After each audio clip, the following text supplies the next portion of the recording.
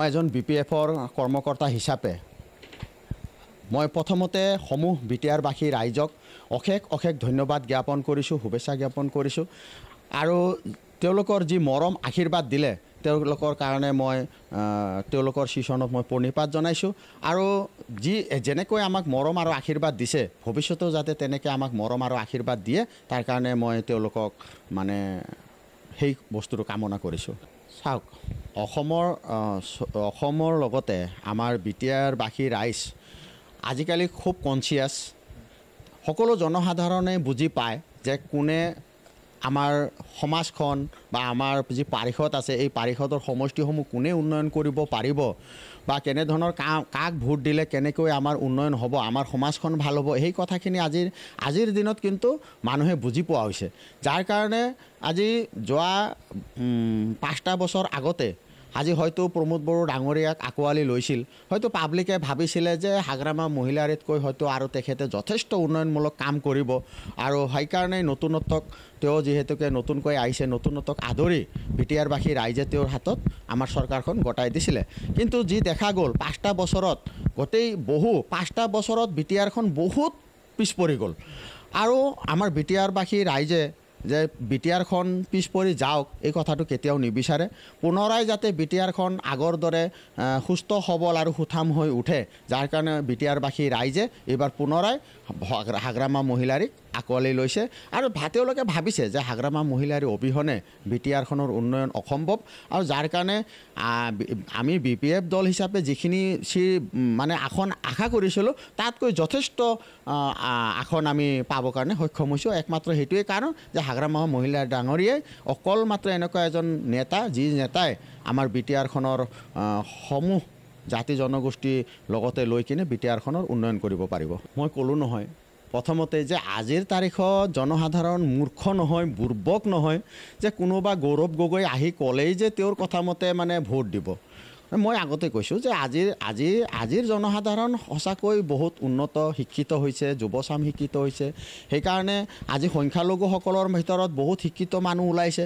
গতিকে কোনোবা গৌৰৱ গগৈ আহি যে তেওঁলোকে ক'লেই হ'ব আৰু এইটো নিশ্চিতভাৱে যে UPPL হয়তো তেওঁলোকক আনিবও পাৰে, কাৰণ তেওঁলোকে বুজি পাইছে যে এইবাৰ আমি শাসনত আহিব নোৱাৰিম। কেনেকৈ সংখ্যালঘুৰ ভোটখিনি যদি আমি কেনেবাকৈ যদি আঁতৰাব পাৰোঁ তেতিয়াহ'লে আমি কেইটামান চিট দখল কৰি হয়তো পুনৰাই চৰকাৰ গঠন কৰিব পাৰিম, সেই কথাটো হয়তো তেওঁলোকে ভাবিব পাৰে। কিন্তু কথা হ'ল মই আগতে কৈছোঁ ন, অসমৰ জনসাধাৰণে বা বিটিআৰৰ জনসাধাৰণে তেওঁলোকে ভাবিছে যে আমাৰ সমাজখন আমাৰ বিটিআৰখন আগৰ দৰে উন্নয়ন কৰিব লাগিব। কাৰণ তেওঁক যোৱা 5টা বছৰ তেওঁক দিলে, তেওঁক চালে, প্ৰমোদ বড়োক চালে যে তেওঁলোকে কেনেকুৱা ধৰণৰ উন্নয়ন কৰিব পাৰে। কিন্তু আজি বিটিআৰখন তেওঁলোকক 5 বছৰ সময় দিয়াৰ বিনিময়ত আজি বিটিআৰখন কিন্তু বহু বছৰৰ কাৰণে পিছুৱাই গ'ল আৰু বিটিআৰখন আৰু হয়তো পিছুৱাব নিবিচাৰে আৰু যাৰ কাৰণে তেওঁলোকক বাদ দি এইবাৰ আকৌ হাগ্ৰামা মহিলাৰী ডাঙৰীয়াক আঁকোৱালি লৈছে। তেওঁলোকে ভাবিছিলে যে পৰিৱৰ্তনৰ ঢৌ এটা আছে, যিটো যোৱাবাৰৰ পৰিৱৰ্তন সেই পৰিৱৰ্তনৰ ঢৌৱে তেওঁলোকক খেদি ফুৰিছিলে আৰু ভাবিছিলে যে এইবাৰো সেই ঢৌৱে হয়তো তেওঁ কৰিব আৰু তেওঁলোকে আশাত বন্দী হৈ আছিল। কিন্তু ভবা নাছিল যে অসমৰ বা বিটিআৰৰ ৰাইজৰ মানুহ যে ইমান বুৰ্বক নহয়, যে পৰিৱৰ্তনৰ নামত যে এটা বিগ জিৰ' হৈ গ'ল আমাৰ বিটিআৰখন, আজি তেওঁলোকে কিন্তু ভবা নাছিলে। তেওঁলোকে ভাবিছিলে যে এইবাৰো পৰিৱৰ্তন হ'ব, গতিকে আমি চিটবিলাকত জিত দি, কাৰণ হাগ্ৰামা মহিলাৰ থাকিলে যিহেতুকে তেওঁ হাৰিবই, গতিকে তেওঁলোকৰ লগত থাকে আমাৰ কি লাভ, গতিকে আমি আকৌ ৰজা হ'ব লাগিব বা আমাৰ চিটখন মানে ধৰি ৰাখিব লাগিব আৰু সেই পৰিৱৰ্তনৰ হাৱাটো এইবাৰো আহিব বুলি তেওঁলোকে মনতে এটা আশা বান্ধি আছিলে আৰু সেইকাৰণে UPPL দলত জইন কৰিছিলে। কিন্তু মই কৈছোঁ নহয়, ৰাইজ সজাগ হৈছে, কাৰোবাৰ কথাত ভুল নাযায়।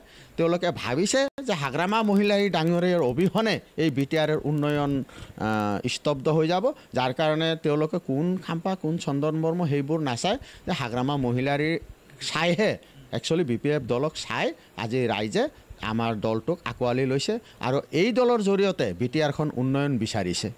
সেইটোতো ভাল কথা। আজি BPFক সহায় কৰিব আমি তেখেতক আদৰণি জনাইছোঁ, কিন্তু বাকীখিনি আমাৰ হাইকমাণ্ডে জানিব, আমাৰ হাগ্ৰামা মহিলাৰী ডাঙৰীয়াই জানিব। কিন্তু তেখেতে যিটো এটা কৈছে যে আমি বিটিআৰৰ উন্নয়নৰ কাৰণে সহায় সহযোগ কৰিম, এইটো কিন্তু ভাল কথা, আমি শুভেচ্ছা জ্ঞাপন কৰিছোঁ।